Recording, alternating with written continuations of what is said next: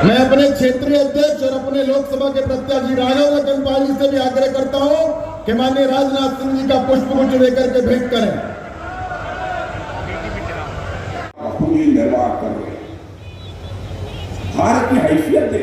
सपा के लोग कहते थे, बसपा के लोग, ये भाजपा वाले जनता की आंखों में धूल झोंकते हैं। जब चुनाव आता है तब रामलला को परेशान करते हैं। रामलला इसमें सरकार में कई जिम्मेदारियों का निर्वाह कर चुका हूं। उत्तर प्रदेश के लोगों के साथ मेरा बहुत ही घनिष्ठ और अटूट रिश्ता है, लेकिन जानते हैं केंद्र की राजनीति में जाने के बाद अपने प्रदेश के लिए जितना समय देना चाहिए चाहते हुए भी मैं उतना समय नहीं दे पाता। लेकिन मैं सच बतलाऊं, जब कभी भी उत्तर प्रदेश में मेरा कार्यक्रम लगता है और मुझे जब यहां पर आना होता है तो मुझे आत्मिक सुख की प्राप्ति होती है, आत्मिक सुख की प्राप्ति होती है जब यहां आना होता है। अब इसके पहले परसों में तमिलनाडु में था, कल अरुणाचल प्रदेश में था।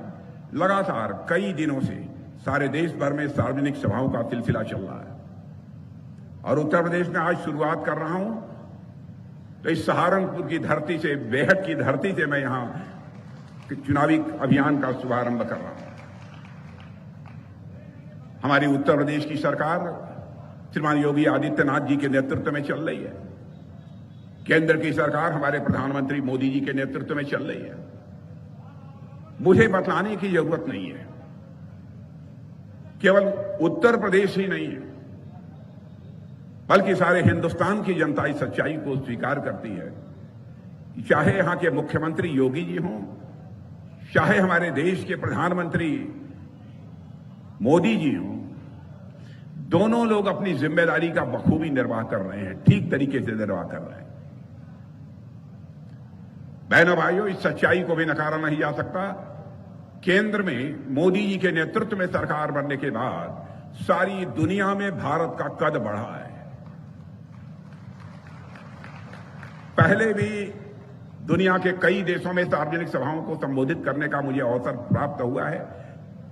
आज भी कई अंतर्राष्ट्रीय मंचों पर दुनिया के दूसरे देशों में भी जाकर विचार व्यक्त करने का अवसर मिलता है। लेकिन मैंने ये अनुभव किया कि आज के कुछ वर्षों पहले, यानी मोदी जी के आने के पहले, जब अंतर्राष्ट्रीय मंचों पर भारत कुछ बोलता था तो भारत की बातों को जितनी गंभीरतापूर्वक लिया जाना चाहिए नहीं लिया जाता था। लेकिन बहनों भाइयों, आपको जानकर खुशी होगी, आज भारत यदि अंतर्राष्ट्रीय मंचों पर कुछ बोलता है, सारी दुनिया कान खोलकर सुनती है कि भारत बोल क्या रहा है। यह सारी दुनिया में भारत की हैसियत बनी है, यह दुनिया में भारत का कद बना है। यह कोई छोटी बात नहीं है। मैं समझता हूं आप लोग भी यह मानेंगे, आप लोगों की भी ये सभी राजनीतिक पार्टियों से अपेक्षा होगी। राजनीति केवल सरकार बनाने के लिए नहीं की जानी चाहिए, राजनीति की जानी चाहिए तो देश बनाने के लिए राजनीति की जानी चाहिए, और यही काम भारतीय जनता पार्टी कर रही है। देश के रक्षा मंत्री के रूप में भी मैं आपको विश्वास दिलाना चाहता हूं बहनों भाइयों कि हम भारतवासियों का मस्तक किसी भी सूरत में झुकने नहीं देंगे। हम आपको पूरा विश्वास दिलाते हैं। भारत की सीमा पर जिस तरीके से हमारे सेना के जवान अपनी जिम्मेदारियों का निर्वाह कर रहे हैं, उनकी सराहना केवल भारत में ही नहीं बल्कि उनके शौर्य और पराक्रम की सराहना अब दुनिया के देशों में होने लगी है। आपका भारत अब कमजोर भारत नहीं रहा है, आपका भारत ये ताकतवर भारत बन गया। मैं एक घटना की जानकारी आपको देना चाहता हूं। आज के कुछ महीने पहले कतर देश का नाम आपने सुना होगा। कतर में हमारे इंडियन नेवी के कुछ रिटायर्ड ऑफिसर वहां पर काम कर रहे थे कुछ कंपनियों में। किन्हीं मामलों में कोर्ट ने उन्हें फांसी की सजा दे दी। थे तो भारत के ही, हमारी नौसेना में भी अपनी सेवाएं दे चुके थे।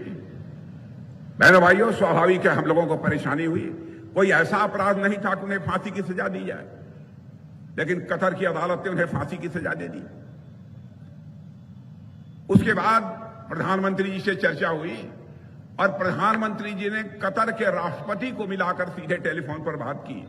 और आपको जानकर खुशी होगी कि हमारे नौसेना के 9 सैनिकों को, जो पूर्व नौसैनिक अधिकारी थे जिनको फांसी की सजा हो गई थी, उनको वहां की सरकार ने पूरी तरह से माफ कर दिया और वह सकुशल जो है भारत लौट गए। अब आप ये कहेंगे इस घटना की चर्चा करने का औचित्य क्या था? इस घटना की चर्चा करने का औचित्य इसलिए है कि भारत के प्रति सारी दुनिया में धारणा कैसी बनी है, भारत का कद कितना ऊंचा हुआ है, इसलिए जानबूझकर मैंने इस विषय की चर्चा की। अब एक घटना और आपको बताना चाहता हूं। रूस और यूक्रेन के बीच लगभग 2 वर्षों से लगातार युद्ध चल रहा है। बराबर रूस की तरफ से भी मिसाइलें चल रही हैं, यूक्रेन की तरफ से भी मिसाइलें चल रही हैं। बड़ी संख्या में, लाखों की संख्या में लोग मारे भी गए।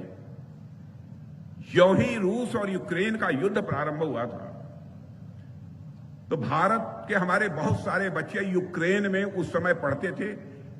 कोई एमबीबीएस कर रहा था, कोई इंजीनियरिंग कर रहा था, कोई वहां पर मैनेजमेंट का कोर्स कर रहा था।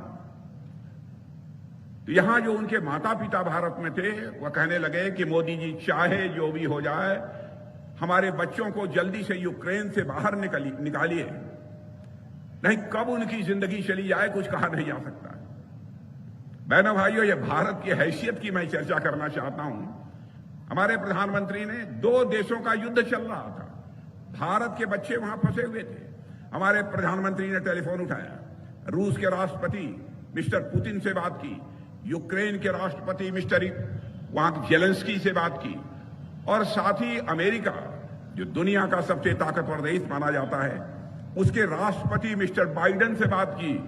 यह जानकर आपको खुशी होगी मेरे बहनों भाइयों, 4.5 घंटे के लिए रूस और यूक्रेन का युद्ध रुक गया और हमारे 22,500 बच्चे यूक्रेन से बाहर भारत आए।